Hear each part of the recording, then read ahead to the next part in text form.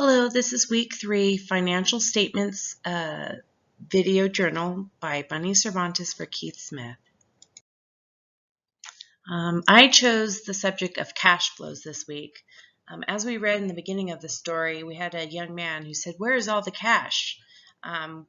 Our statements show that we had a $20,000 profit, and yet we don't have enough money to cover our employees' expenses or their payroll.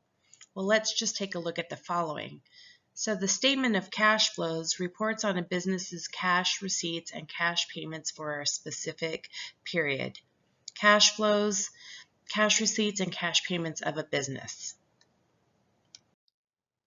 The purpose of the statement of cash flows is the statement of cash flows explains why net income as reported on the income statement does not equal the change in the cash balance. In other words, the statement of cash flows is the link between the accrual-based income statement and the cash reported on the balance sheet. It does not reflect like an ongoing balance such as in your checking account. So these numbers represent the money that's coming in as well as the money that's going out. So how do we use cash flow information? Well, we use it for a variety of reasons. Number one, we can predict future cash flows. By looking at past cash flow receipts and payments, we can help predict future cash flows.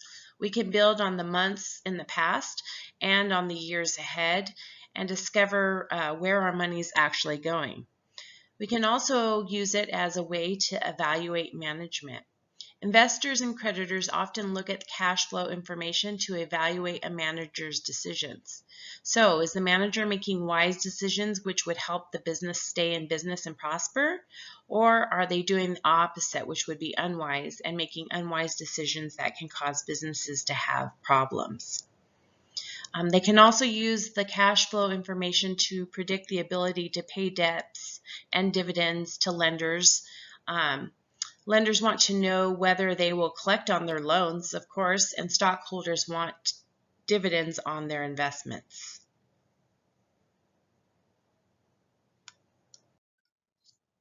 So we have 3 classifications of different cash flows. One of them would be operating activities. So according to our book, operating activities are activities that create revenue or expense in the entity's business. This reflects the day-to-day operations of the business, such as inflows and outflows of cash.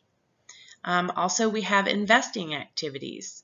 These would be the activities that increase or decrease long-term assets.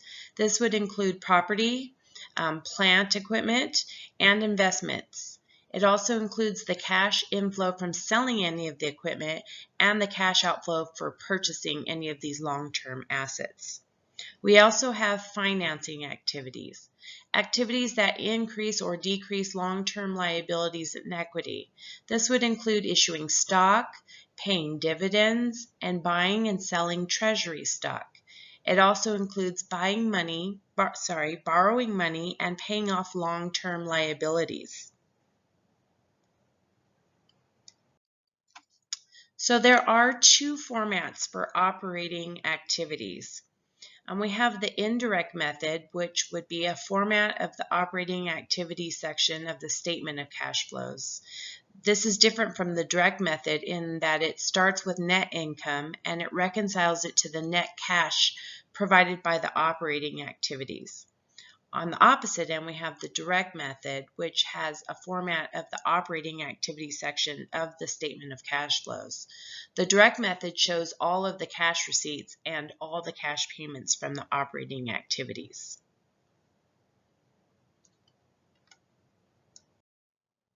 So what are some of the ethical issues of cash flows? Well, let's look.